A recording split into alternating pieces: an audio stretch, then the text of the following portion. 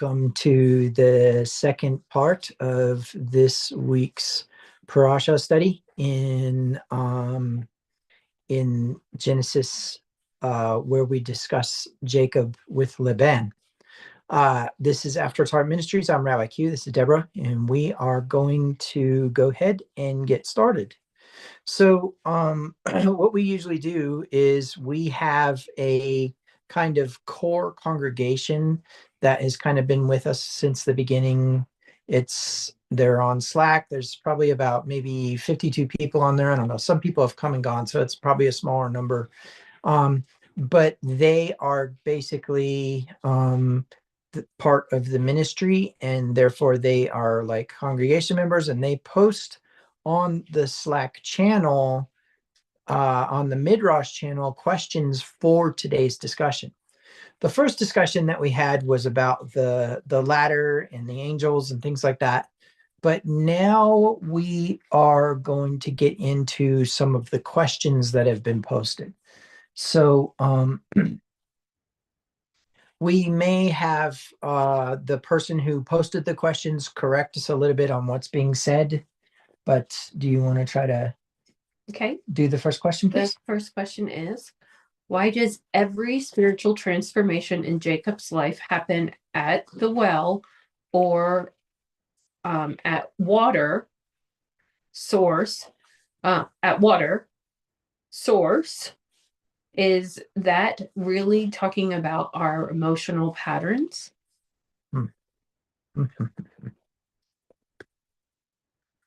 Ooh, that's a good one.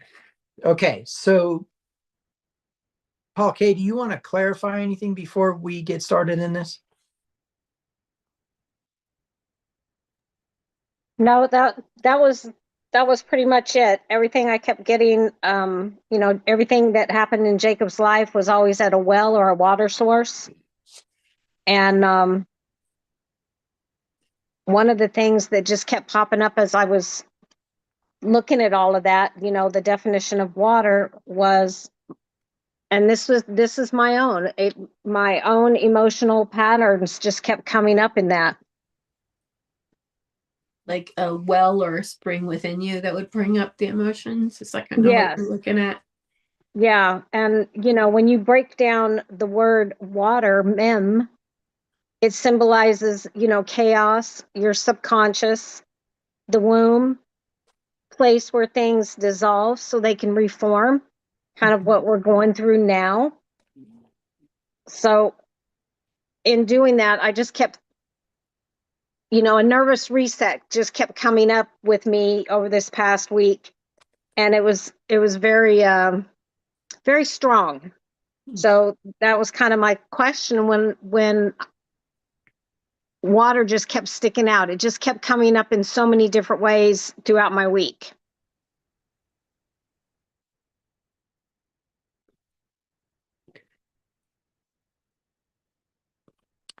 Okay. So let's start at the beginning. First of all, you said that everything that happens with Jacob that is significant seems to be happening at a place that is a well or a body of water, or obviously like the source. I need to clarify, do you believe that what happened at Bethel happened by a body of water?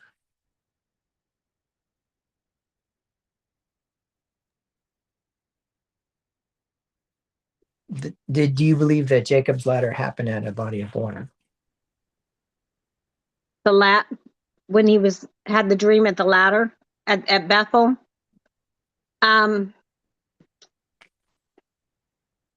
Honestly, yes and no. Okay. Well, this doesn't say at Bethel. This says at Beersheba. Was it at Beersheba? He had the vision at Bethel. Later it says he named the place Bethel. Oh. Yeah. Yeah, that's where he put the oil on. Yes, you're right. Okay. So first of all, let's talk about that concept. The dream he has causes him afterwards to name the thing, right? Bethel, house of El. So first of all, what we need to ask is who or what is El?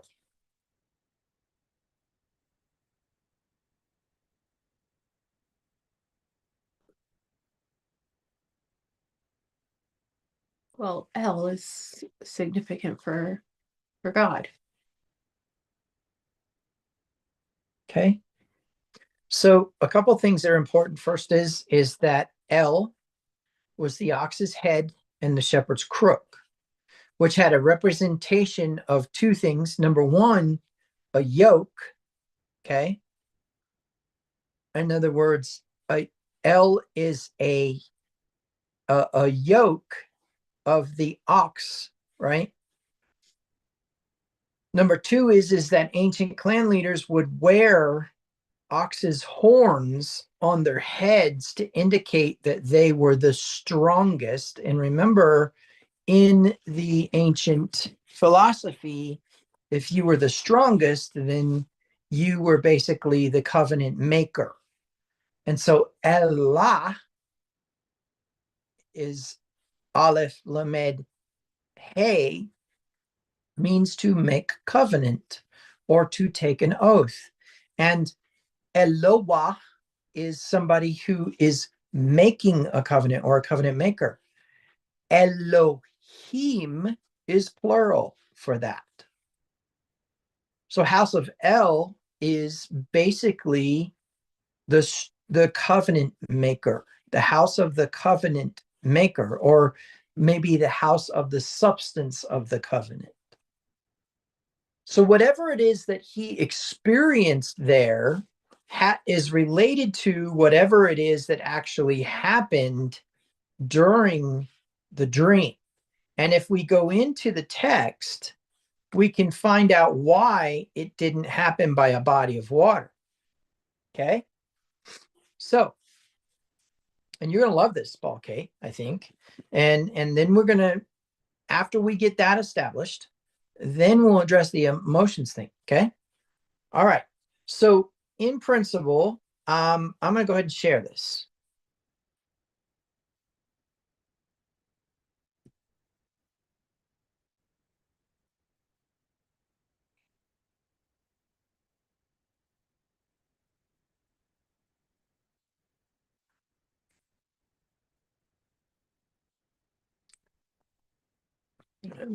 Okay. So let's see. We're going to go down to verse 12. And he had a dream, and behold, a ladder was set upon the earth, and with its top reaching the heavens. And behold, the angels of God were descending and ascending and descending on it. 13. And behold, Yahweh was standing above it and said, I am Yahweh, the Elohim of your father Avraham, and the Elohim of Yitzhak, and the land on which you lie, I will give to you and your descendants. Your descendants will be like the dust of the earth. You will spread out to the west, to the east, to the north, and to the south. And in you and in your descendants shall all of the families of the earth be blessed. Behold, I am with you, and I will keep you wherever you go, and will bring you back to this land, for I will not leave you until I have done what I promised you. Then Jacob awoke from his sleep and said, the Lord is certainly in this place, and I did not know it. He was afraid and said, how awesome is this place? It is none other than the house of God, and this is the gate of heaven. So Jacob got up early the next morning and took the stone he had placed in support of his head, set it upon the memorial stone, and poured oil atop it. Then he named that place Beth El. But previously, the name of the city had been Luz. And I'm not going to go into the vow part. Okay, so now the reason this is important, okay, let's go ahead and I'll unshare my screen here. The reason this is important is because all of the promises. So in Hebrew grammar, this is the direction we need to go with this. In Hebrew grammar, you do not have a past tense, a present tense, and a future tense. You have what's called the imperfect versus the perfect. And the principle is kind of in the concept of a completed action versus an incompleted action. And will always come in the form of I will, he will, or she will. What? What? Sorry.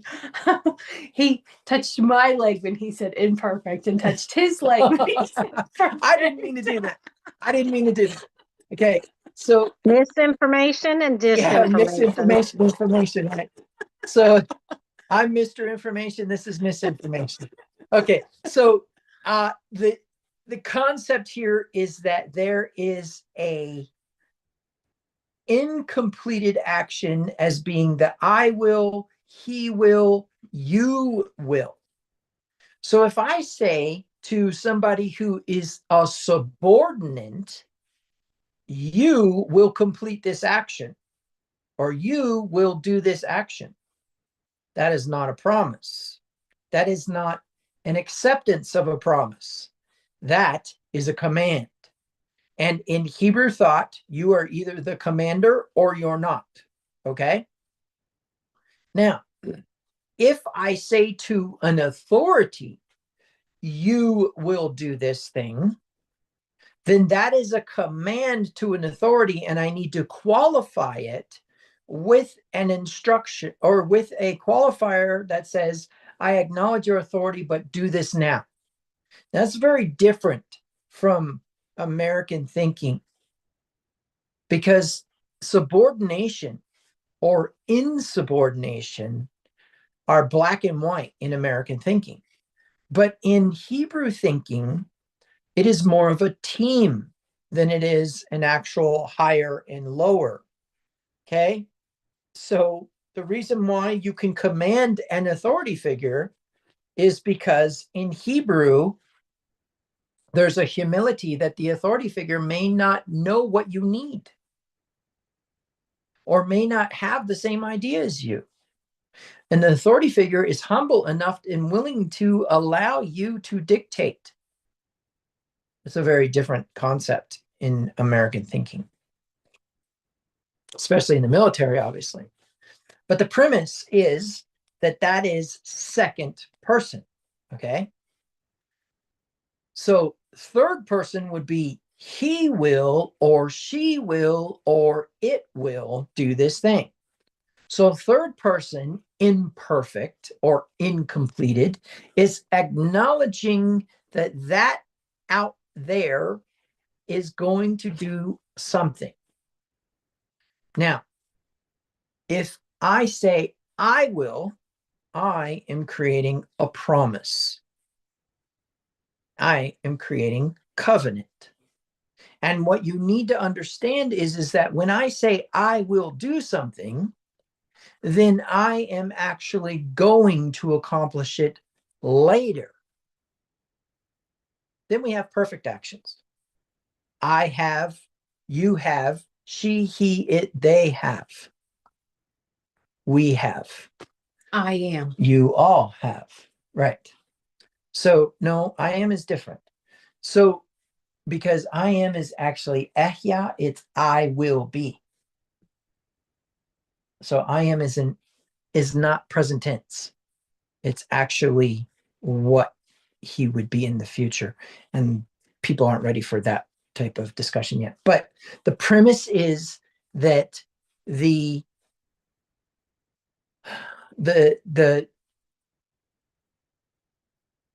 concept of making a promise versus acknowledging a promise is acceptance of covenant versus making covenant. So in principle, when you say, I will do something as a Hebrew, you're promising that you will do it. It's not if I can get to it or whatever. It will come to pass. Then if somebody says you will accomplish this or he will accomplish this, we are acknowledging the covenant. We're accepting that. So if we say God will deliver me or God will feed me or God will this, in a Hebrew thought process, you have just accepted covenant. So Yahweh would have had to have said, I will, before I say you will or he will. So if I say he will and he hasn't yet made that covenant with me, then we can almost guarantee that that actually won't happen. Okay. All right. Now, in present tense, it is the essence, not a tense. It's the essence of something. For example, the word Rapha means to heal. A Rophe is medicine, healing, a healer, an assistant of a healer, like a nurse, and also the action of healing in the first place. So a person will obtain healing through the essence of the present tense. Okay?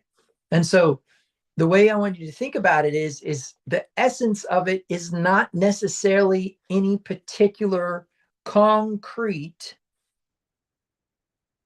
noun, but instead the verb that accompanies all of the parts of the noun. So if a person is sick, the essence of their healing is the medicine, the doctor, the verb itself, and anything that assists the doctor in the process of healing you. So we can say, for example, we could say that this man is a doctor, and in Hebrew we would say, hu rofeh, he is a doctor. Okay? So the way that I want you to think about this is that grammatically speaking, Yahweh says, I will, right? In verse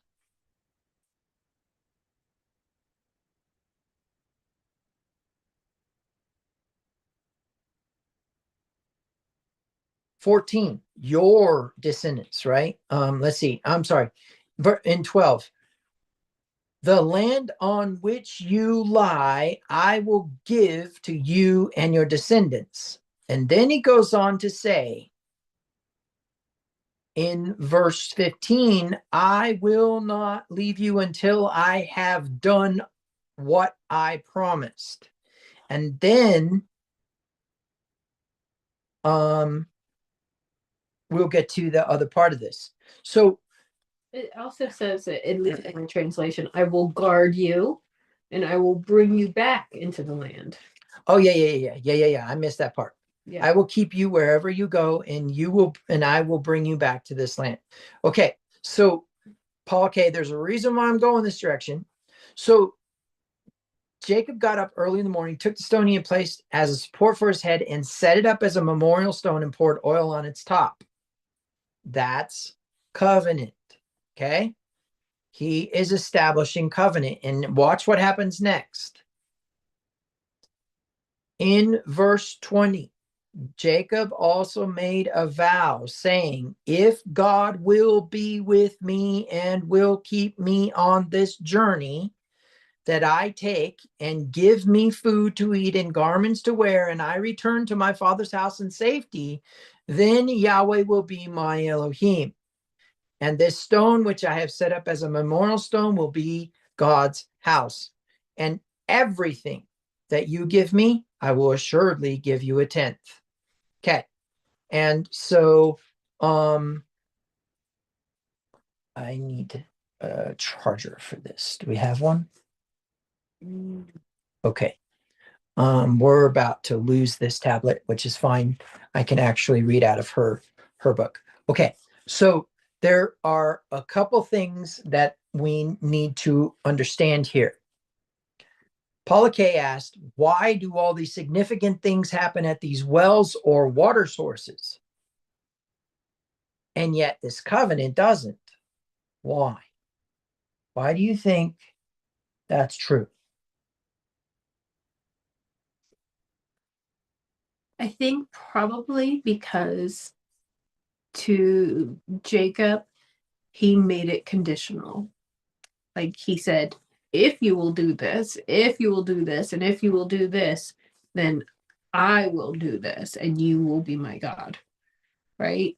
He's not making him his God until God has fulfilled or done the action that he's promised. Well, you would think that's how it reads, but it actually doesn't read that way. And that's okay, because that's another thing that unfortunately we have to get into, is that the Hebrew doesn't necessarily read that way.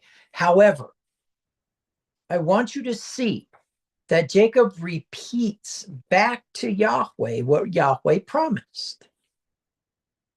Meaning what? He was agreeing to the covenant. However, he added something, and this is interesting. In none of the covenants, the covenant with Abraham, the covenant with Isaac, do we see ever an I will back from the covenantee. The covenant maker says, I will, I will, I will, I will. And what does Abraham say? I wish Ishmael would kick it with you. I don't have anybody in my household to have my inheritance except my servant. How can Abraham, when he is 100 years old, actually have a child? What does Isaac do?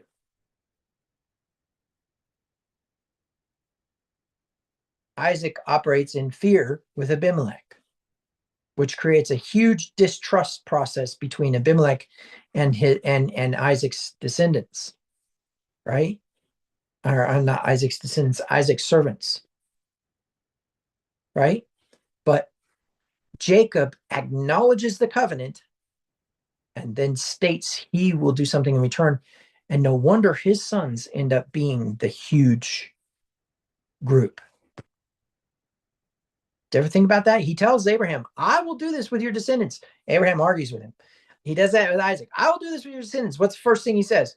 You know what? I need to protect my wife. I need to keep her from being killed. As in that God couldn't keep her alive because he did promise that she would have babies. Right? Do you notice this? Okay. So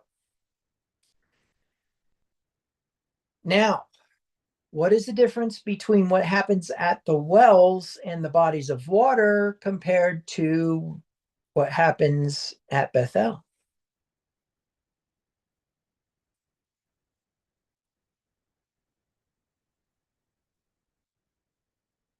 So here we have covenant ratification. Jacob agrees to the covenant and adds what he would like to add to the covenant, and that activates the covenant. Jacob wasn't saying, if you will do all these things. He was saying, since you said you would do all these things, this also I'm going to do. You're going to be my God. I'm going to make this place a house of worship. Which consequently, the Midrash Rabbah 1.0 says is Mount Moriah. That Jacob was at Mount Moriah. And that he had actually intentionally visited there because his father had told him to, but that's another story. Okay, so now here is the part that's important, and this is big. At the wells, Polike, the promises are actually being carried out, or what we call the action of the covenant. The covenant is activated at Bethel, but it actually occurs at the wells and bodies of water. The promise of a wife, because why? You need a wife for descendants. The promise of wealth, why? Because you need income producing assets to be wealthy, right? We're not talking about wage earners here. Abraham, Isaac, and Jacob were billionaires in the economy of that time. So now we see, because there's a lot of people ask that question, why is it Abraham, Isaac, and Jacob? And then it just stops there. Why isn't it Abraham, Isaac, Jacob, Judah, you know, the other people, the other children that followed after Judah? Why is that? It's that right there, where Jacob completed the covenant. He didn't doubt it. He didn't argue with it. He said, if you do that, no, he wasn't saying if you do that. He's saying, since you said you do those things, I will do this. You will be my God. I will pay you a tithe of everything that I earn. If there was ever a biblical economic structure of wealth that I could give you in one single verse, it would be this verse. It would be this verse. And I could tell you, there is a part of me that believes that you actually can't, you cannot step into wealth building without that model in place. Okay, so Paula K, to answer your question, the things that are happening at the bodies of water are actually the activations of the covenant that is made here at this place. That's why we spent so much time on Bethel, right? That's why we spent so much time on Bethel. Okay, so now, and this is important. Let's get into your question. Is this because it's the seat of emotion? Go ahead and read that to me again. Is this really talking about our emotional patterns? Okay, read the whole thing again. Okay. Why does every spiritual transformation in Jacob's life happen at the well or water source?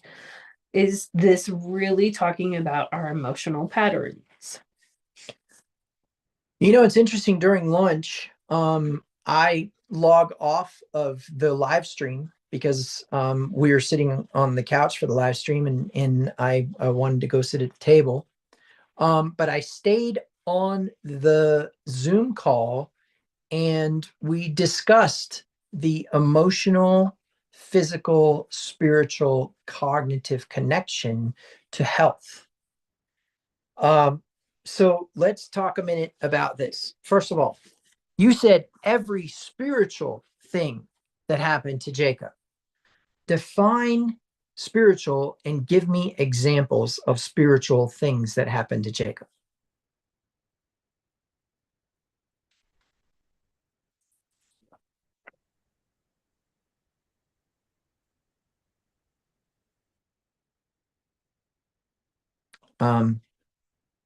You unmuted, but then I didn't hear anything.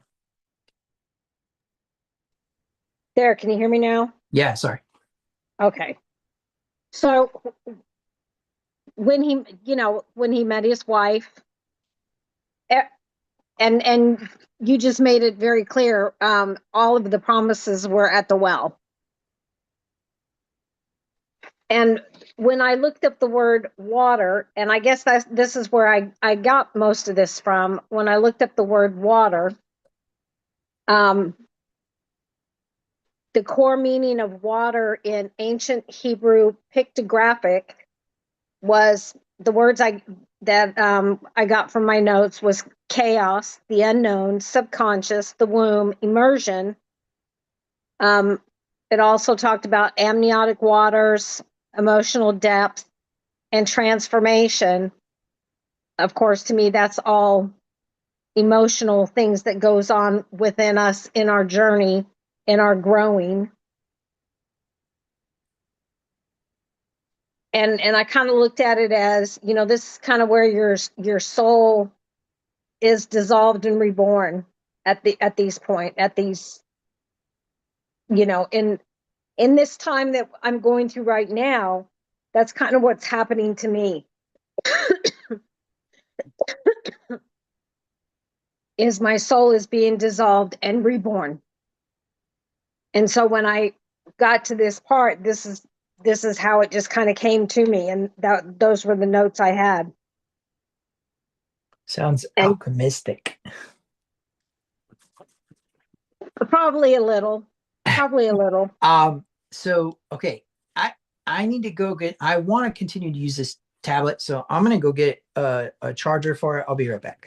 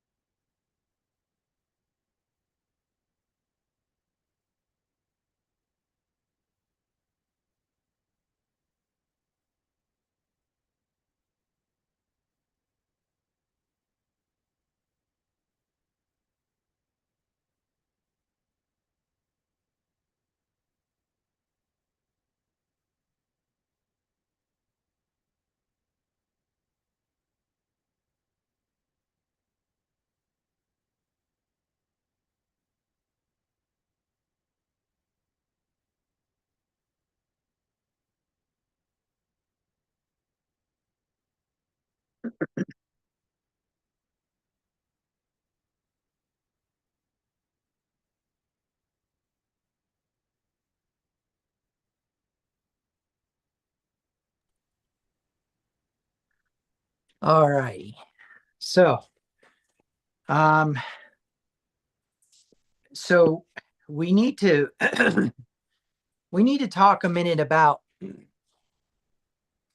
purpose, supernaturally of emotions. And I can tell you this has been a journey for me. And I'm not quite sure that I have 100% arrived at a definitive truth per se on this, but I will tell you what I have learned thus far and explain its relevance. So, first, and this is important, we need to ask what purpose right now in science or in psychology do emotions offer. Okay. Offer, that's not the right word. Serve. What purpose do emotions serve? What information do they offer? So number one, we need to understand that all cognition that occurs is going to fall into three different categories. Cognition is going to be auditory, cognition is going to be kinesthetic, and cognition is going to be visual. Maybe I should say kinesthetic, auditory, visual, because it's actually shaped like this. So these are the higher points are visual. These middle ones are the auditory. This lower, what would be the left-hand side, is going to be the kinesthetic, and then there's a different kind of auditory. So this would be visual, auditory, auditory, visual, auditory, kinesthetic. Now, what is happening there? We are shaping symbols of information into storable memory. So all cognition really is filtering frames of reference into storable information. So information comes in, we somehow process it kinesthetically, auditory, or visual, which means we create pictures in our head, we create sounds, or we create sensations in our body. Then, after we have that moment, a neuropeptide is attached to that particular thought, and all of the context will be related to the hormonal cocktail that is produced. That is why the hormonal cocktail you experience during a mugging is present if somebody happens to shake you a certain way. Because your mind has a frame of reference, it checks with that frame of reference, and it attaches itself to your system, auditory, kinesthetic, or visual, and recreates the picture, recreates the sound, or recreates the sensation, or maybe a number of combination of the three. Which means all information that is processed to become memory. Therefore, emotions as a psychological process serve to create context. Okay? Now, where this becomes important is what you are feeling. You could feel again, and good memories create good emotions. However, emotions are really just hormonal releases in the brain and the body. Anger, sadness, happiness, elation, boredom, anguish, guilt, contentment, peace. All of these are actually just sensations in the body attached to the information that was processed into a memory. Now, what that results in is a frame of reference by which we check through our auditory, kinesthetic, and visual, or the VAK sensation system, as to whether it is going to be imprinted information, or it's going to be reaccessed information. Imprinting means it happens for the first time. Accessing means that something has contextually brought it up again. What's interesting about this? It means that when we experience certain emotions, we actually experience them as the result of new information or memories, and that's it. In other words, happiness is tied to a memory, not a current function, not a current process. And we deceive ourselves into believing that we're happy because we are experiencing something new, but the truth is we're not. We're experiencing something the same from the first time that we were happy about something. So why is this important? Because then we get into the thought process that if we are supernatural beings, and specifically souls that have an eternal existence, and there's an irony to the fact that most Christians believe this is our first existence, that we're born and then our soul eternally exists after that, instead of believing that we eternally existed to begin with, and that we came into a state of physicality for a purpose. And that purpose has nothing to do with eternal conscious punishment or eternal reward, but is all a part of the experience of being what we are. Now, if that be true, we know that the seat of emotion seems to be at the core of our eternalness, because emotion gives thought value. And if that be true, then emotion is actually indeed an spring or a welling up from somewhere besides just our body. In other words, something else is using our system's hormones to create value upon thought in order to communicate with us. Now, I can tell you that the foundations of that were simple. I believed that the higher us, or the Yahweh that we are, because there's no disconnect between humans and God, we have our being in him. We live and move in him. And we were created for him and by him, and are held together by him. And if we got into the ionic versus the covalent structure of human cells,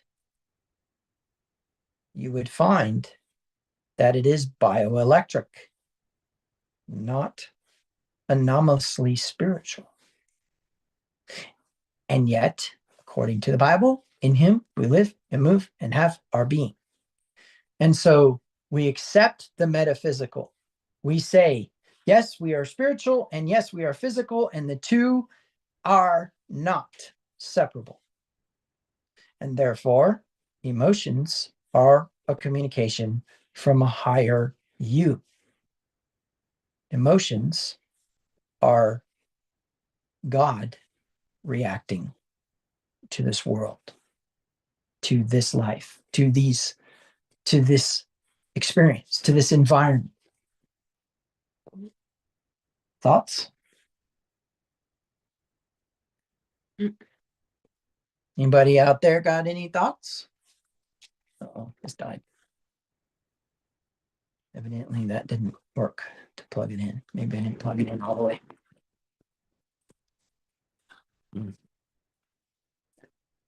Any thoughts? Okay, I'm going to go get a different power cord. I'll be right back.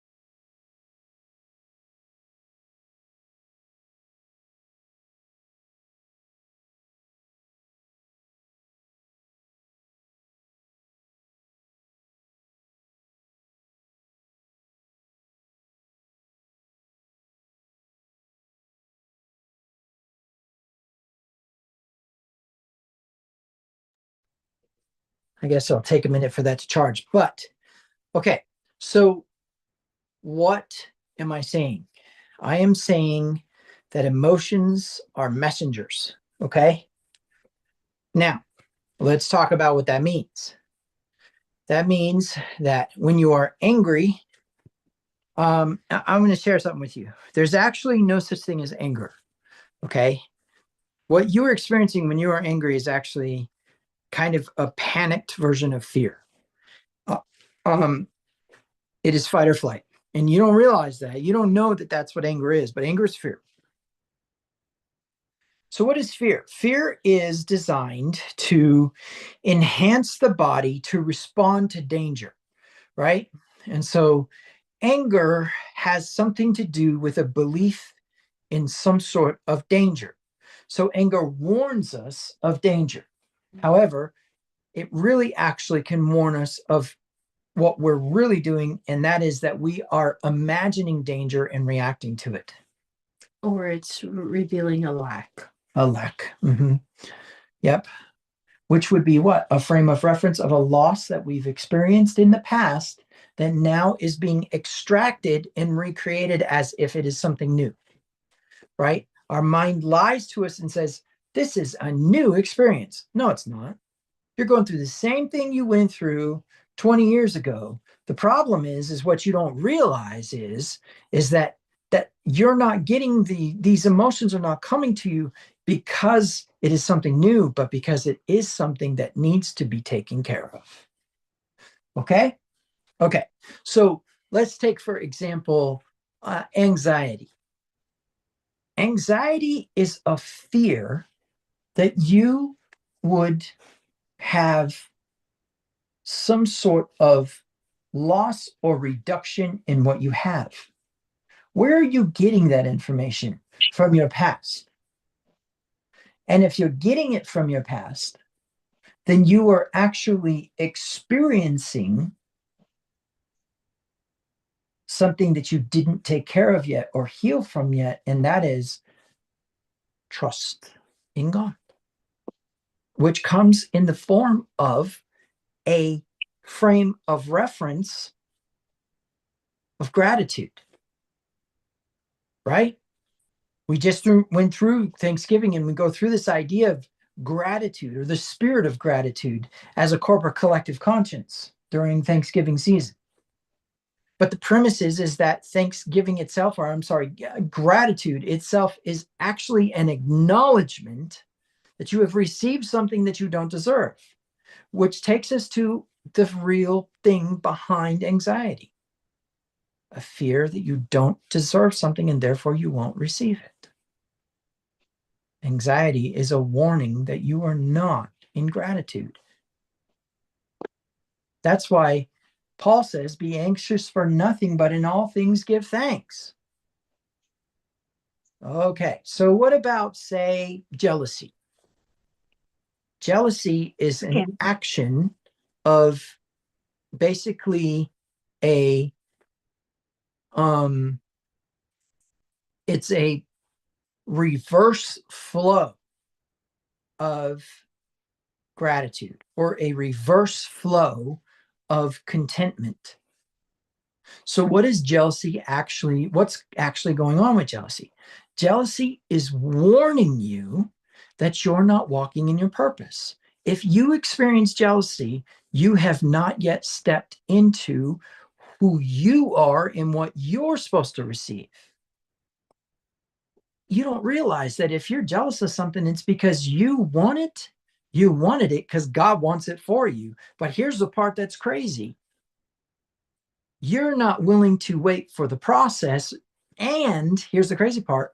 The reason why it came to somebody who you can recognize as you could be jealous of, in other words, it has come into your circle of influence, it's because it's still trying to come to you. But there's something hindering it. And most likely it's because you're not walking in your purpose. You're not walking in your potential. That's what I should say. You're not walking in you're not walking in all that you could be. And so let's see if we can tie that into the parasha now. So Jacob is at the well, and here comes the shepherds, and he asks the welfare of Bethuel. Is Bethuel alive? Does he, and is he well? Right? And they say, oh, yes, he is alive and well. And here comes the daughter of his son, Laban. Right? So Laban is then what? Also well, also prospering, which is what? His mother's brother. So he's asking the welfare of his mother's special protector, right? And then they say, well, here comes his daughter, Rachel. As soon as Jacob encounters her, what happens? He weeps. right? He weeps. An emotion. So is there a tie, Paul K, to the wellspring of our emotions and these wells and covenant? I think so. I think one of the reasons he wept was because Yahweh just pulled his first card. Yahweh played one of his trump cards. Right? And Jacob was like, okay, here we go. Covenant activated, covenant actioning, done. Now it's my turn. Now it's my job, right? It's my job to give a tenth, which means what? I need to begin producing, I need to begin creating wealth. How am I going to do that? Well, I'm probably going to, I'm going to probably figure things out.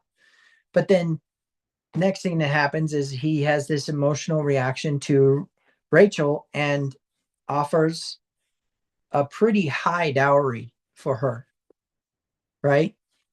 And then he ends up with Leah, and then Leah ends up having her marital week, which is 7 days completed, and he works another 7 years for Rachel, but he receives Rachel in that marital week. So yeah, we kind of have the same principle, right? We have that concept of more covenant action occurring. Thoughts?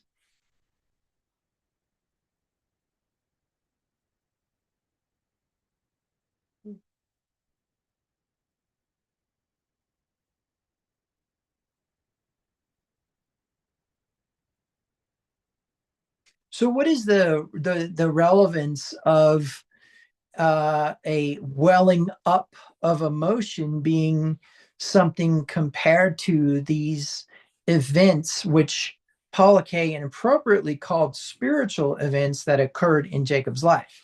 Truth be told is that every one of the events that occurs in Jacob's life are very physical. Amassing of wealth, attaining of a wife in order to create descendants, in order for Yahweh to carry out his promise, are all very physical. People believe that something supernatural occurred there. The only thing that occurred there was synchronicity, and he was already linked up with God, so why would he not expect synchronicity?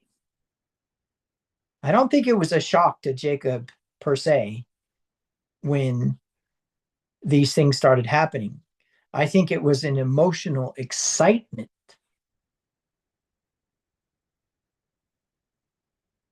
It's almost like if you had an egg and you were going to watch it hatch, and you know that it's eventually going to hatch. So you're not shocked when it hatches. It's just, it's so exciting to actually watch it hatch.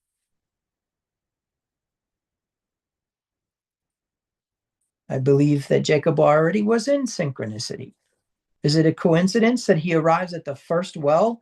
The first well that he arrives at in Haran is the well that Rachel's coming to within 10 minutes of him arriving there? No coincidence.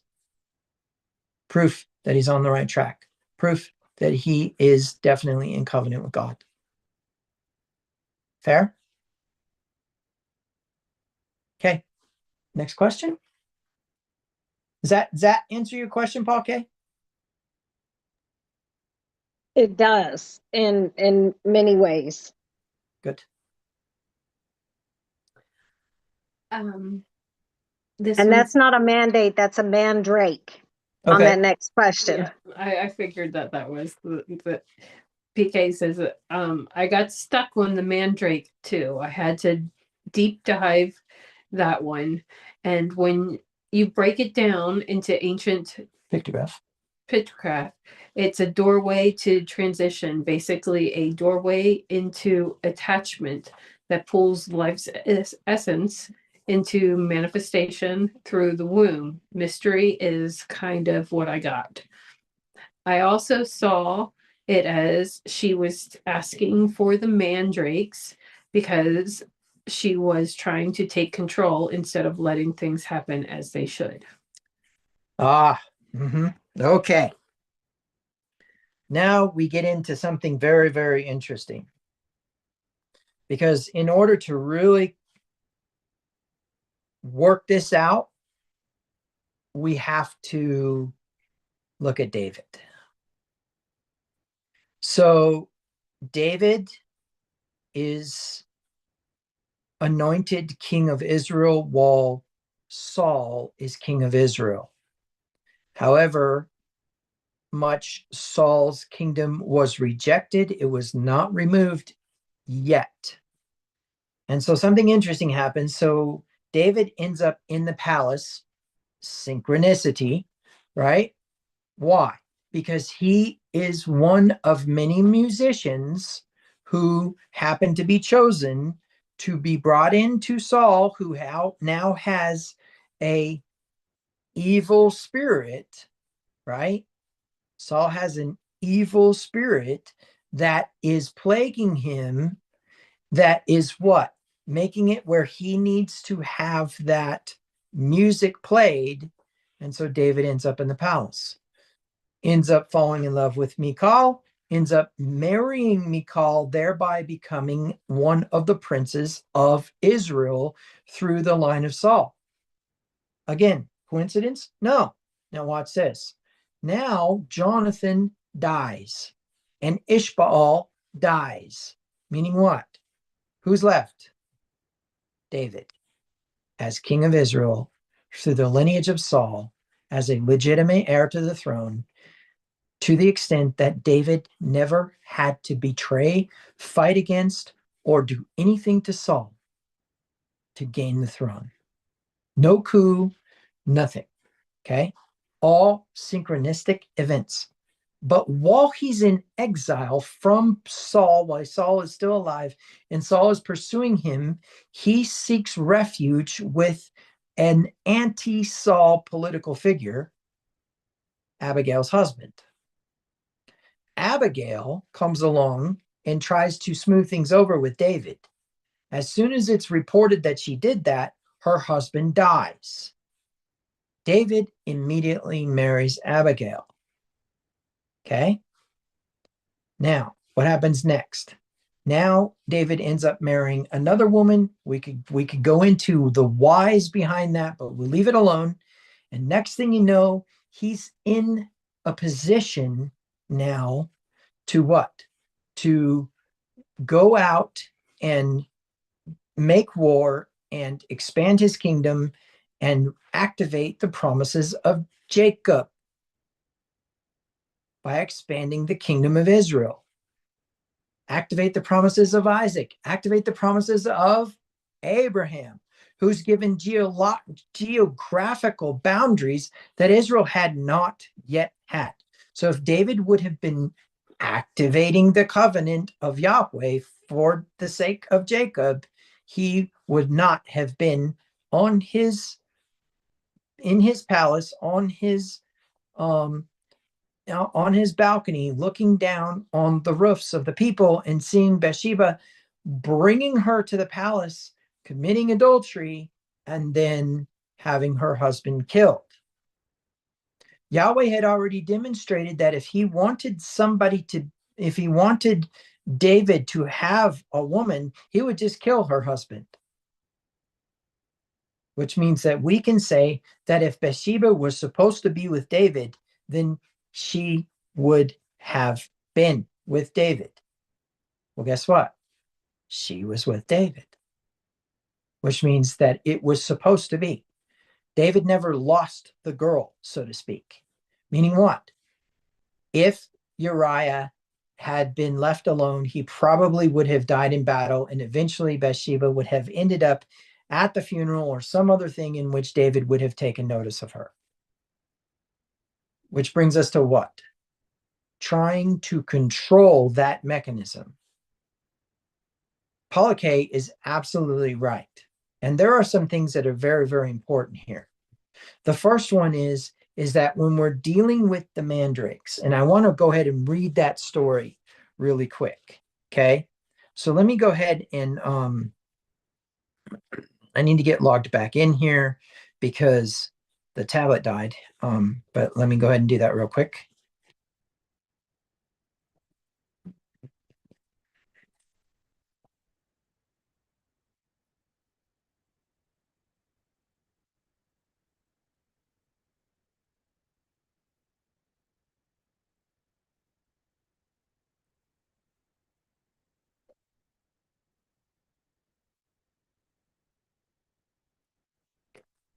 Chapter 30, verse 15.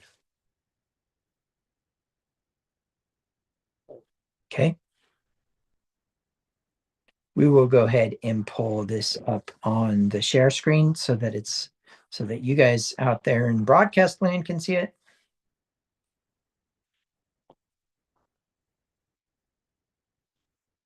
Chapter what, 30? 30. Okay. Verse 15. Now let's go back a little bit. Mm-hmm.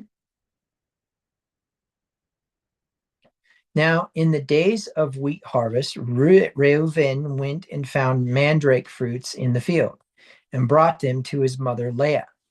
Then Rachel said to Leah, "Please give me some of your son's mandrakes." But she said to her, is it a small matter for you to take my husband, and you would take my son's mandrakes also? So Rachel said, "Therefore, he may sleep with you tonight in return for your son's mandrakes." When Jacob came from the field in the evening, Leah went out to meet him and said, "You must have relations with me, for I have indeed hired you with my son's mandrakes." So he slept with her that night.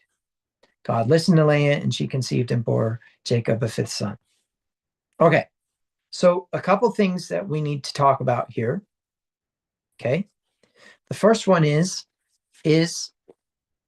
Paul K. Can you one more time run through what you studied out for the mandrakes?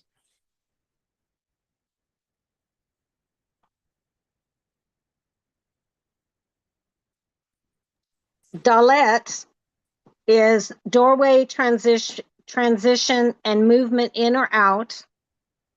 Vav meant a nail, a hook, a binding or attachment. Dalet is a doorway. Is it Alf? Is the power, the breath of light, or the essence? Yod is hand, action, and manifestation. And Mem is water, chaos, womb, or mystery. Okay. And when you put that all together, it kind of reads the doorway into attachment that pulls life's essence into manifestation through the womb, through womb mystery is kind of what I got. Okay.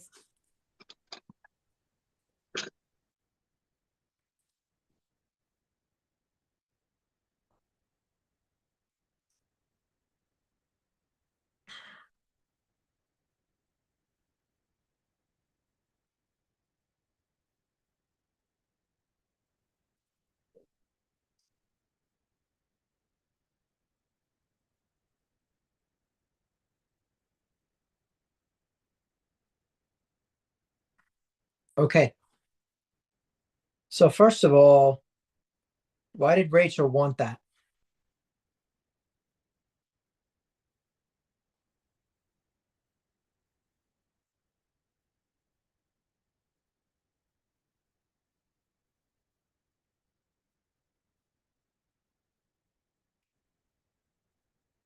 What do you think? Anybody?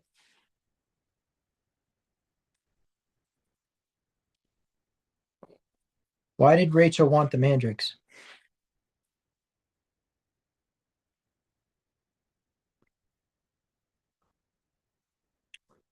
Because she believed that they would make her fertile. Because they thought when they see, this is the way Hebrews thought. They, because of everything that Paula K brought out is truth. That's the way they thought, and when she believed that way, and she believed that the mandrakes would actually open up her womb to pull the essence of the child out, she wanted a child. That's why she wanted the mandrakes.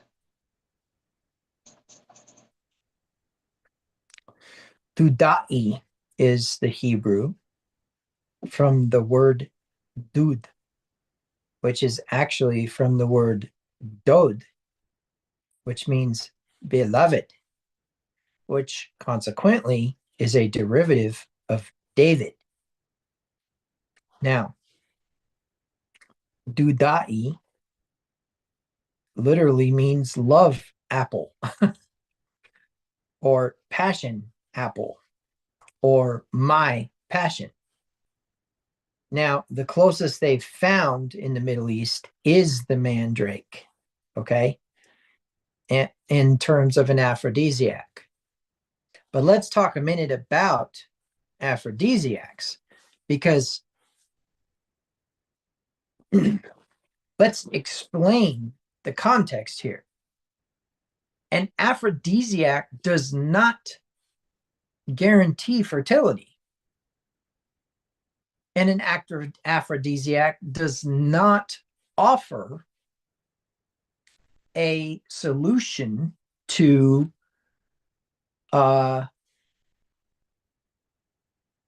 obtain love.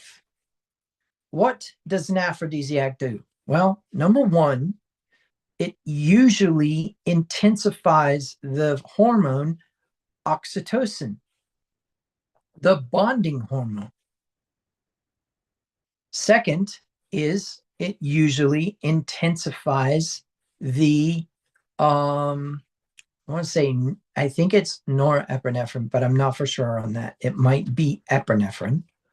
And so it creates a euphoric state. Basically, the chemical synthesis of that today would be ecstasy. So we're manipulating a natural order process to influence human behavior. What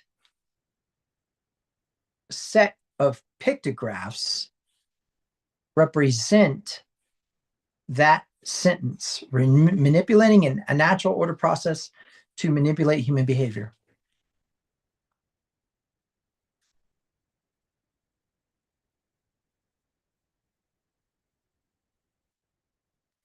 The Hebrew word for witch.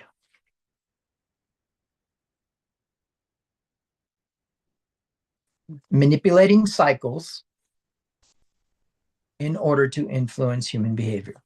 Well, wouldn't that be the Dalet and the Vav? Close. Yes. Perhaps yes. And maybe perhaps, even the Yod? Perhaps yes. In fact, I'm going to go ahead and pull up the word witch, and let's, because I couldn't remember what the Hebrew word was for witch. I think that it is a I think there's a sheen in there. Yeah, there is. So it's kashaf. Kashaf, which was to basically manipulate a natural order process in order to influence human behavior. But then the word rebellion connected with the word witchcraft is for an immoral purpose. So kashaf itself is, it only appears in scripture 6 times. So it's probably not witchcraft. Okay. But the context is that kashaf comes from a primitive root to whisper, right? And is in the sense of to cast a spell with the mouth, right? And that's manipulating the outcome of what the promise was. trying to be in control. I can understand that and relate. Okay. So we find that Saul's choices led him to be compared to as if he had committed witchcraft, and by the end of his days, he ends up committing witchcraft, right? By seeking the medium. By seeking the medium, right? Okay, so now what we need to do is ask the question, is this the only act of witchcraft that Rachel performs? No, she took the gods. She took the teraphim, inappropriately labeled gods. What are teraphim? The statues. Right? So they're basically, they're like physical representations of spiritual things. Basically, the belief was if you placed certain objects in the home that were shaped in the shape of the things that you um, um, were superstitious of, then you could be protected from them.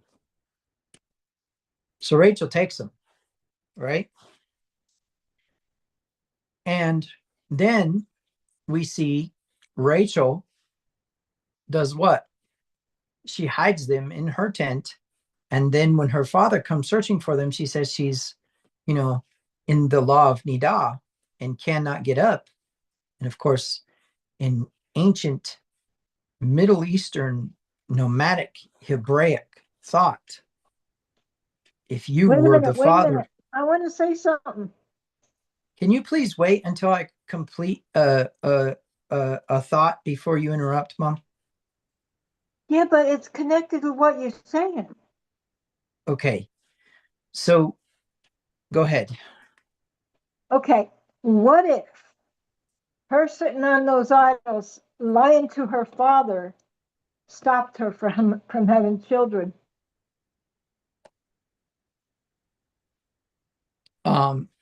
All of the things that happened with her not having children occurred before her father was, Um, yeah. the You got your chronology flip-flopped. She didn't take the statues until after Joseph was born. Joseph was born. Okay, so let's go ahead and refocus in and go with the concept that Jacob says to Laban, whoever you find the gods with shall die. So here's a question. Who here right now believes that that meant that Laban would be allowed to kill whoever took the gods? We all think that, don't we? Because we think that that would be a logical explanation. But what do we see? We see Rachel dying before anyone else during the birth of Benjamin. Right? Okay. So now, is there any significance that Reuben found mandrakes in the field?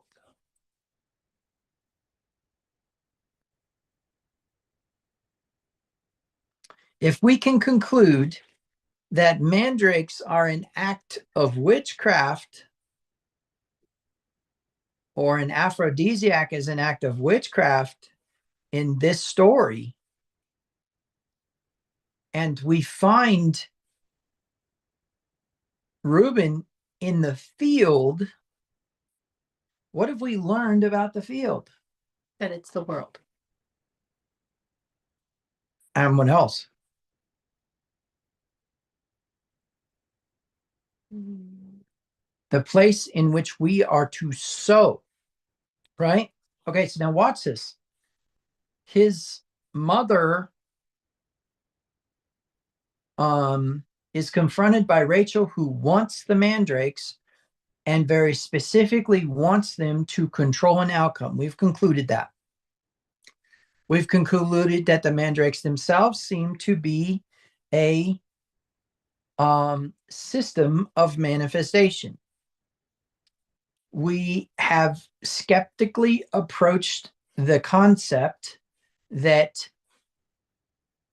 they would not actually cause Jacob to fall in love with Rachel, nor would they make Rachel fertile, which means that they would basically poison her husband, put him in a state where he would sleep with her, and maybe that would go better, which says something interesting about the relationship between Jacob and Rachel. Why would she need mandrakes, right? Unless she believed that somehow a stupor would create more of a possibility of a pregnancy. So who was she blaming? Her husband. Which means these mandrakes were actually were actually kind of a bad thing. And I think the Kabbalists teach that that's the reason Leah got rid of them. But the premise is that basically, well, they are originally for Leah, and Leah was the unloved wife. right. And so basically Reuben has done something here. And if you recall, we have a continued behavior of a sensual nature with Reuben, and was it Bilhah? It's not in this parasha. No, it's not.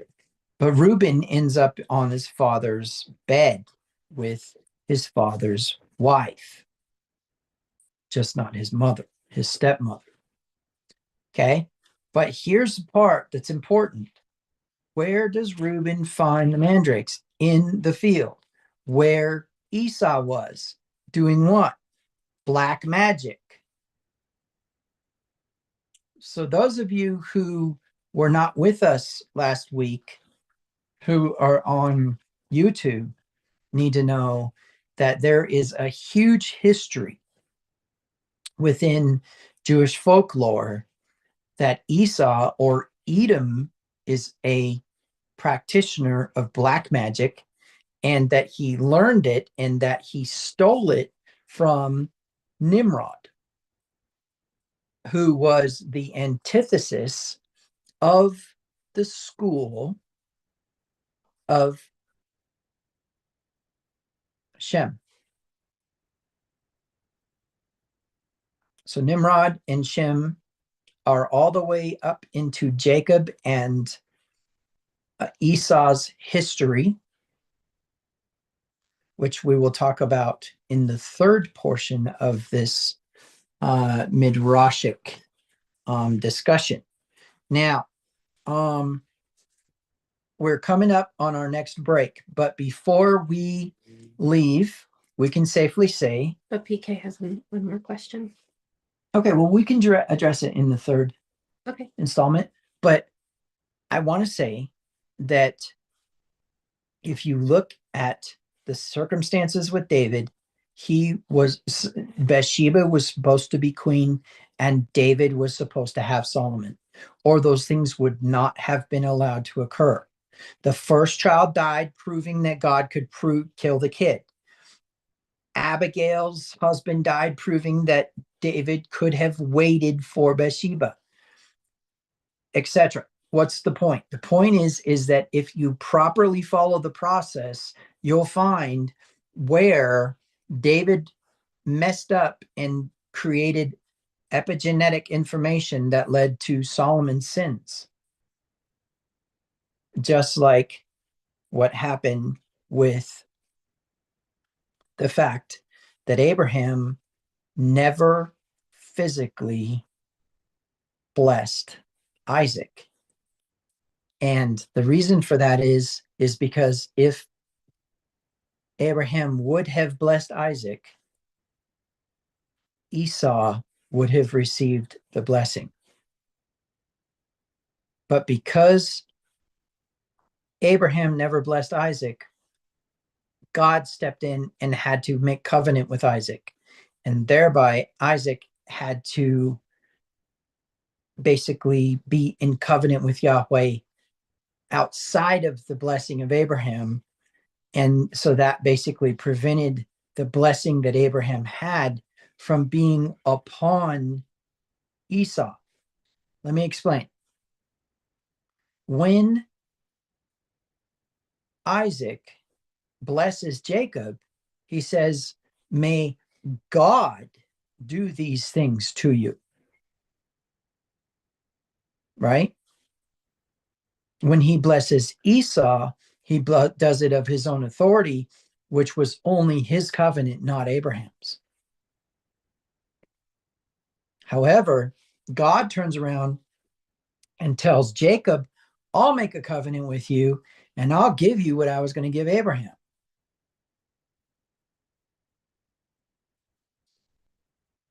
Where this becomes important is in the fact that there is a natural order process of things. When we interfere with that natural order process, we bring calamity upon our lives. However, that doesn't change the fact that something is or isn't supposed to be. Okay? So a couple things. Number one is if you want it, it's probably yours anyways, because Yahweh's the one that gives you that desire. It says, trust in the Lord and he will give you the desires of your heart. That doesn't mean that he will grant you what you desire. It means he will give you what you want. He will let you know what is actually the path that you should go. Because truth be told is before you ever got here, you had a plan to fix something here on this earth. And throughout your life, that has been an intuition. And people along the way who pop into your life are there because they are part of the plan. You went through with Yahweh and made a plan before you came here. And so Yahweh is throughout this entire time going, okay, we got to stick to the kid's plan.